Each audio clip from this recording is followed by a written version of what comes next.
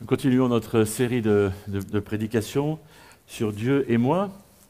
Alors, c'est pendant tout ce mois de novembre où on regarde un peu ce livre qu'il y a dans le Nouveau Testament.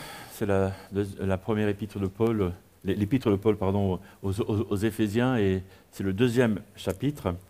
Alors, on a commencé ce mois de novembre en regardant d'abord qu'il y avait une façon de faire différente entre Dieu et moi, et effectivement que le mal existe sur terre, et c'est bien de faire ce constat, mais il faut constater aussi que le mal existe dans nos propres vies, et que si on veut se réconcilier avec Dieu, il faut d'abord faire ce constat et arrêter de croire qu'on va faire quelque chose, mais commencer à croire dans le sacrifice de Jésus-Christ comme étant vraiment le seul moyen de se réconcilier avec ce Père qu'on a dans le ciel. Et puis en deuxième semaine, c'est-à-dire la semaine passée, on a parlé de temporalité, donc deux façons de compter le temps. Et on a vu combien on est limité par notre date de péremption, parce qu'un jour on va tous mourir. Et donc ça nous stresse un peu, et donc on se met à compter, alors que Dieu compte autrement. Dieu en fait compte plutôt en termes de relations. Dieu voit tous les hommes qui sont peut-être loin de lui et aimerait qu'ils se rapprochent de lui. Dieu voit les hommes divisés. Il aimerait qu'ils se rassemblent autour de Jésus-Christ. Et Dieu voit des étrangers et fait de nous des membres de sa famille. Et finalement, on a vu que c'est Dieu lui-même qui construit son Église. La semaine prochaine, on va voir que si Dieu nous offre une place au paradis, s'il nous sauve, ce n'est pas seulement un but en soi, c'est aussi pour accomplir de très bonnes actions. Mais aujourd'hui, on va parler de regard, ou notre façon de recevoir, de voir l'autre. Et c'est pour ça que j'ai appelé cette prédication « Dieu et moi, deux façons de voir ou de recevoir l'autre ». Un célèbre philosophe a dit que les yeux sont le miroir de...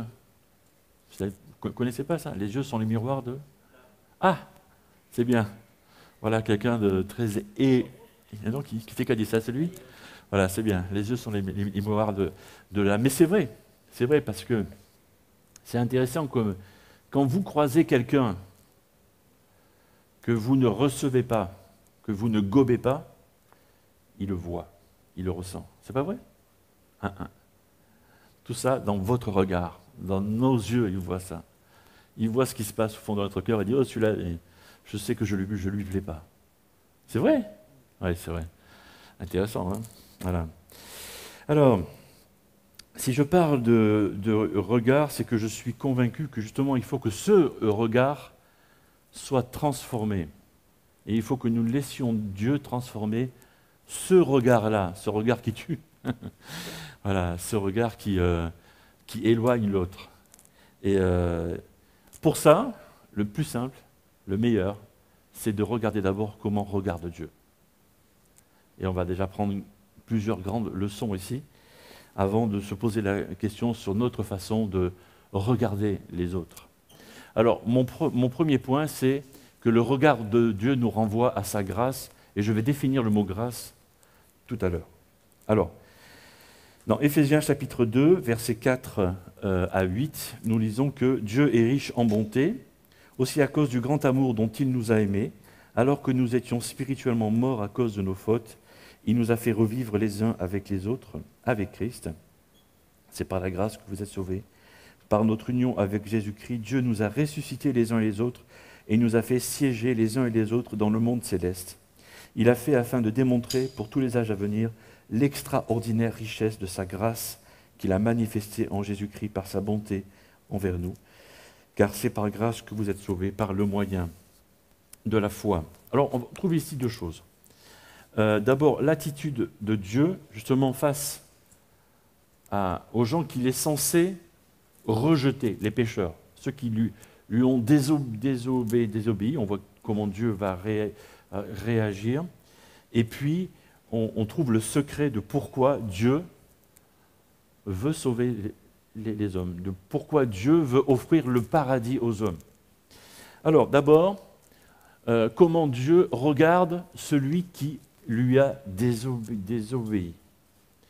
Et c'est vraiment toute une leçon de vie pour chacun d'entre nous, parce qu'en matière de réception de l'autre, qui est différent, qui nous a fâchés peut-être, Dieu est un modèle pour nous.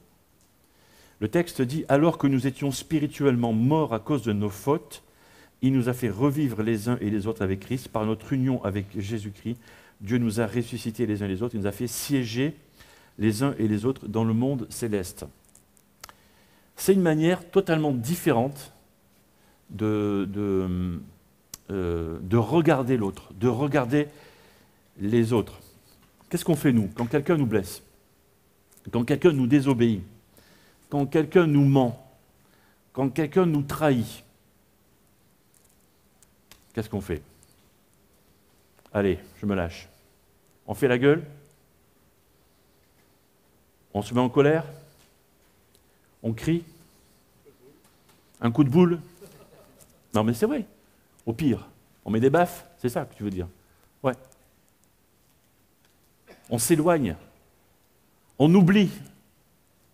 On met de la distance. Va-t'en.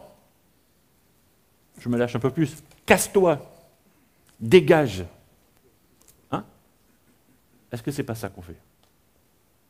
Ou qu'on est capable de faire?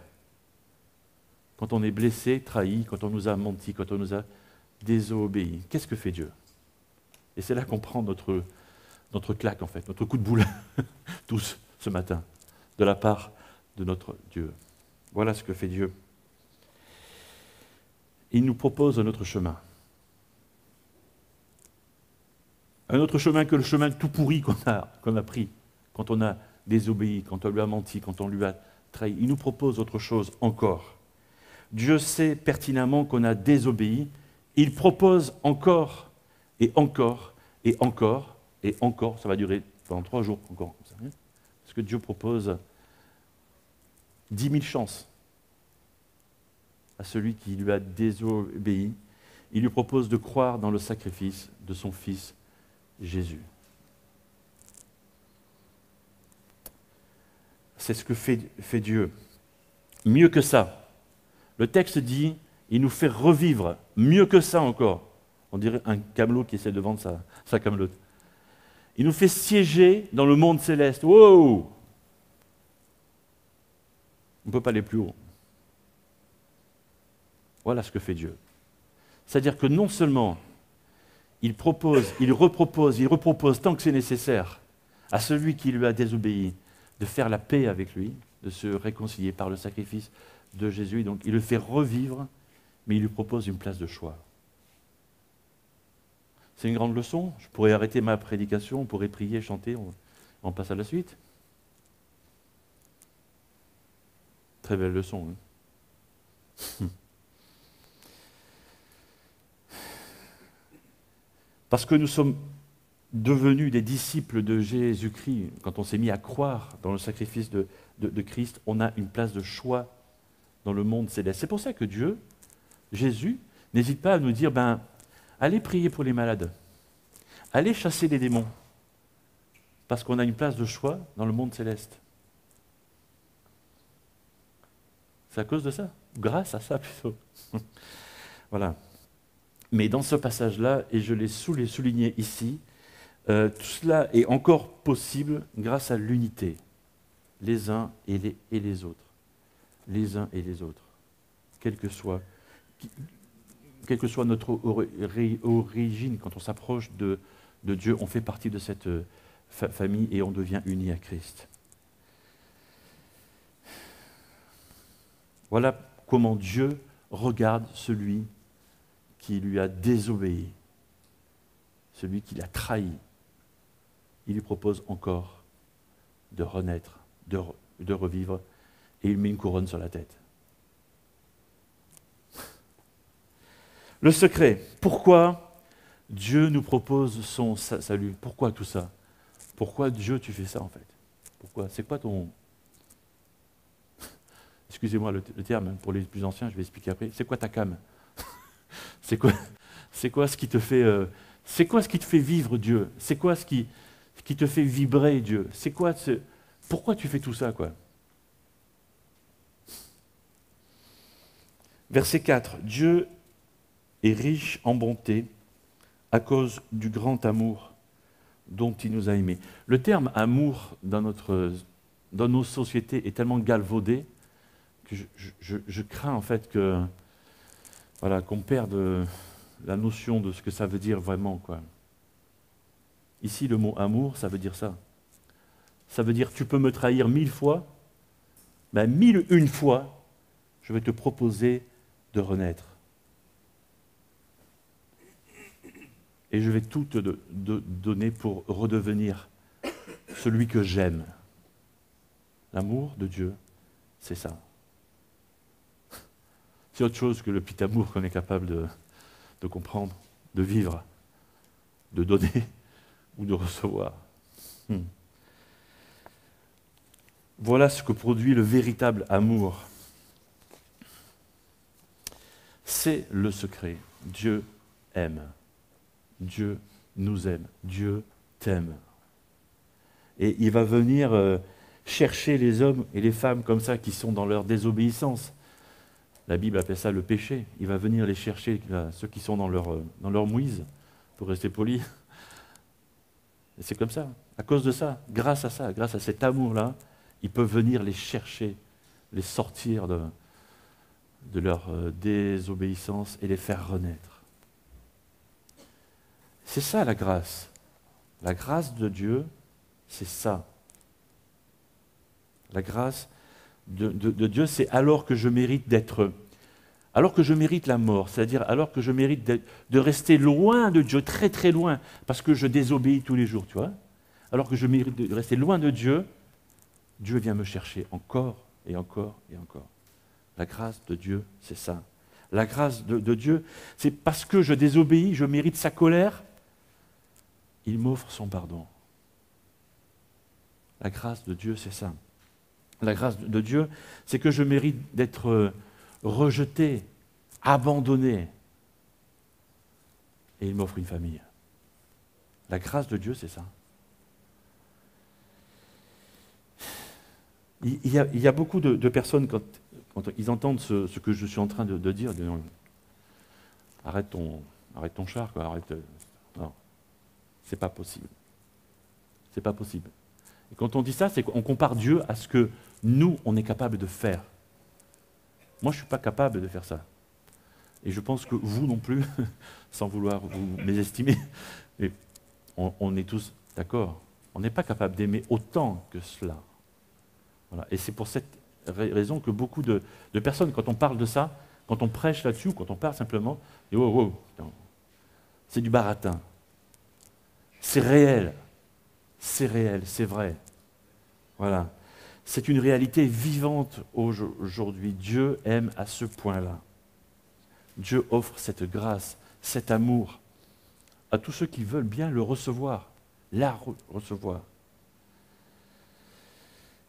Une fois qu'on a dit ça, la question qui tue maintenant, quel est notre regard sur l'autre, sur les autres? Comment est-ce qu'on regarde les autres? Alors il nous faut définir qui sont ces autres.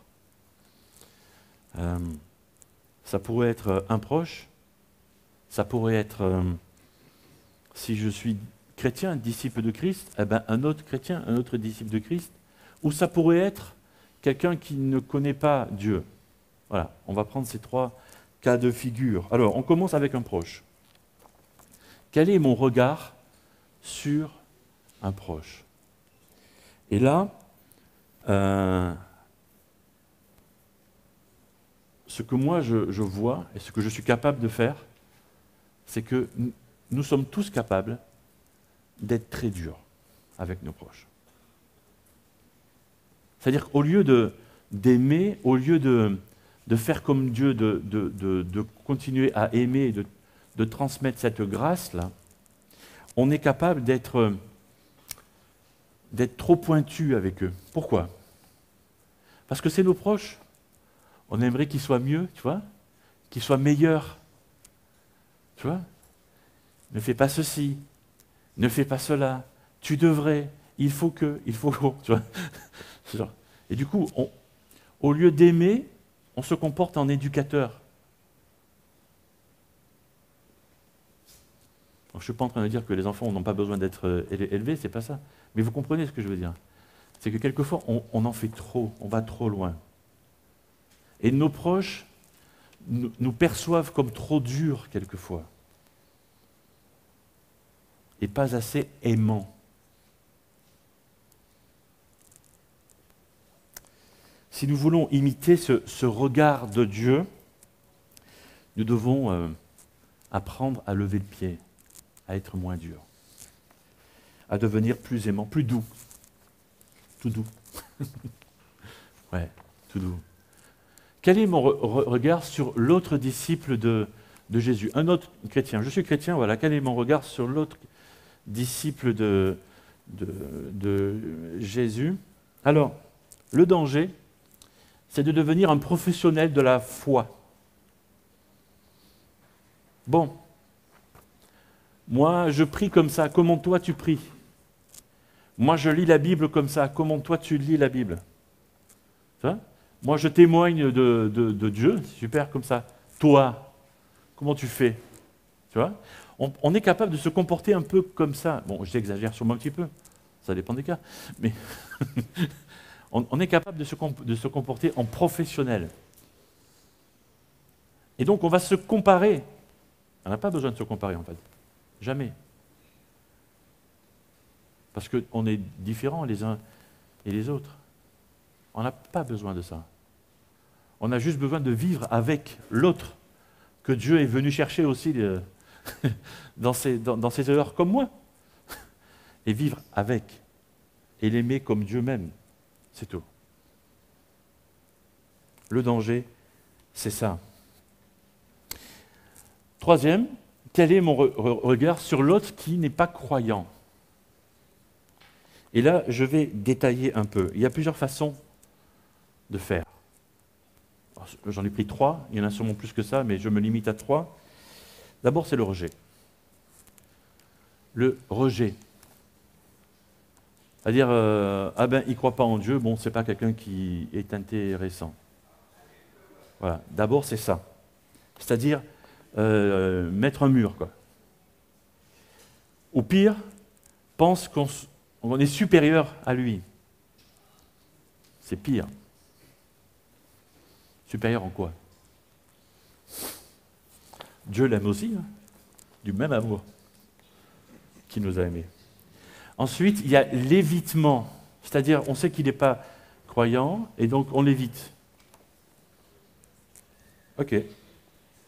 Et là, une question se pose, si Dieu t'envoie justement vers cette personne, et si tu l'évites, ça ne marche pas bien, quoi. Et la troisième chose, c'est fréquenter cette personne qui n'est pas croyante et voir comment ça se passe. Alors, un troisième point, comment changer mon regard sur l'autre? Le texte dit Dieu est riche en bonté, etc. Et il nous a fait revivre les uns et les autres avec Christ. Et j'ai souligné aussi, par notre union avec Christ, Dieu nous a ressuscités, etc. La réponse est là. Le cœur ici, c'est Christ. Si nous voulons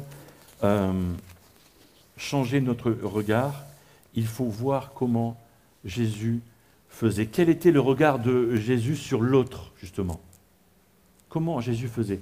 J'ai pas le temps ce matin, mais on aurait pu ouvrir la Bible et aller voir dans les évangiles, voir comment Jésus abordait ces différentes personnes. Il a abordé des étrangers, il a abordé des hommes, des femmes, des enfants, il a abordé des amis, des membres de sa famille, il a abordé des théologiens, il a abordé des pauvres, il a abordé des malades, il a abordé des gouvernants, etc.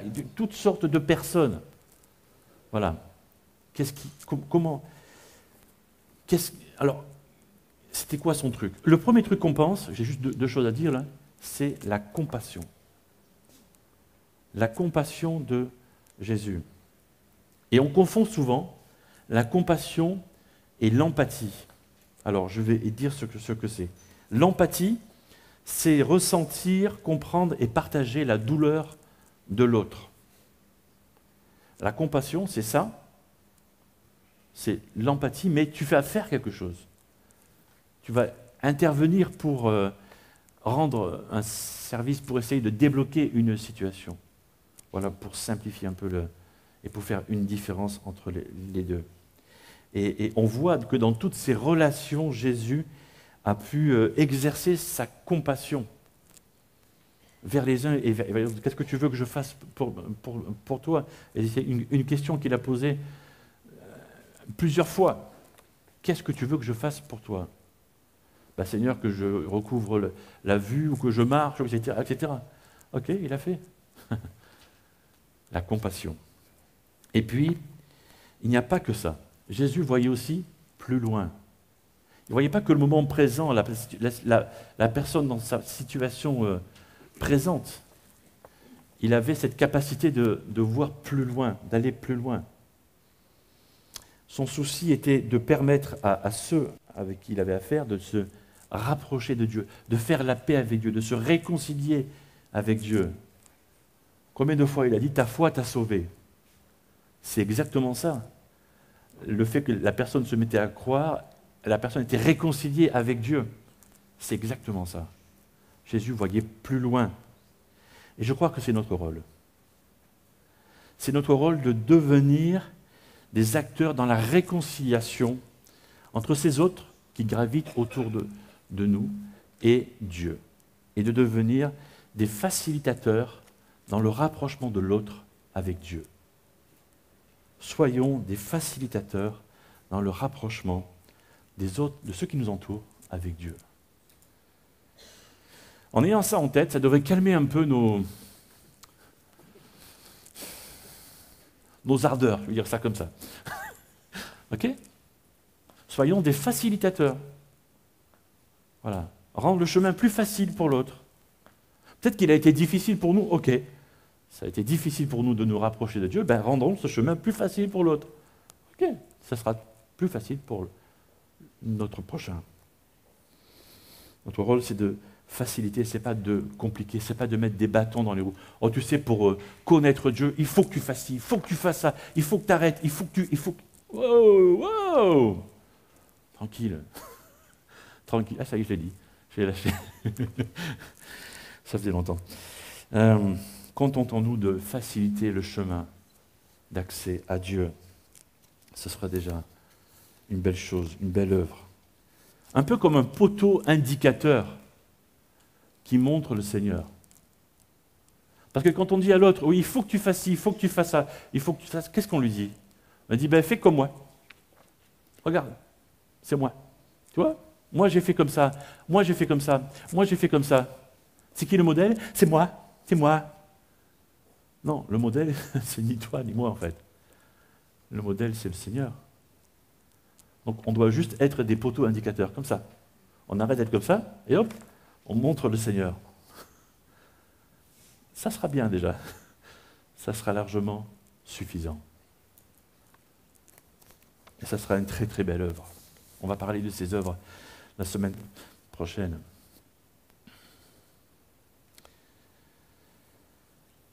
Dieu ne cherche pas à faire de nous des clones. Il ne cherche pas à nous mouler tous dans le même moule. Dieu aime des gens différents, différentes couleurs, différentes origines, différents caractères, différentes capacités. On le voit, mais c'est dingue. Dieu aime tout ça, quoi. Voilà, donc soyons des facilitateurs dans ce chemin qui conduit vers Dieu. J'aimerais qu'on ait juste un temps de recueillement. Et je vais terminer par la prière. Seigneur, merci parce que, encore ce matin, tu nous rappelles certaines choses, et notamment dans notre approche, notre regard sur l'autre.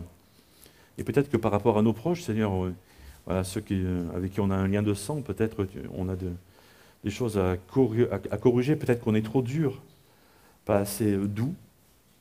Et peut-être que l'un ou l'autre a un pardon à te dire en ce moment, et le dit dans son cœur. Peut-être dans nos rapports avec d'autres disciples de Christ, on est en concurrence ou je ne sais trop quoi, Seigneur. Là aussi, peut-être l'un ou l'autre a un pardon à t'adresser. Ou dans notre regard sur ceux qui ne sont pas chrétiens, on a des mauvaises choses dans le cœur, Seigneur. Enlève tout ça. Merci parce que tu pardonnes à ceux et celles qui te demandent sincèrement, profondément. Et merci pour ce pardon. Seigneur, change notre façon de regarder l'autre, change notre façon d'approcher l'autre, change notre façon de voir l'autre pour que nous soyons simplement de ces poteaux indicateurs qui montrent le chemin vers toi, Seigneur Jésus. Et merci pour cette grâce, merci pour cet amour, merci parce que tu es venu nous chercher alors que nous étions dans la désobéissance et peut-être que l'un ou l'autre est dans la désobéissance en ce moment et aimerait faire ce chemin vers toi simplement par une prière personnelle dans son cœur, comme celle-ci. Seigneur, pardon pour mes fautes, pardon pour mes erreurs. Seigneur, Jésus devient le maître de ma vie et je veux vraiment placer en toi ma confiance. Merci pour le pardon que tu m'accordes et merci pour la nouvelle vie que tu me donnes. Seigneur, c'est vrai, tu veux nous renouveler, nous rendre meilleurs, oui c'est vrai. Et merci parce que tout ça c'est par ton amour, parce que tu nous aimes. Merci pour ce grand amour que tu montres à chacun des hommes, à chacun des femmes. À toi soit toute la gloire, Seigneur Jésus. Amen.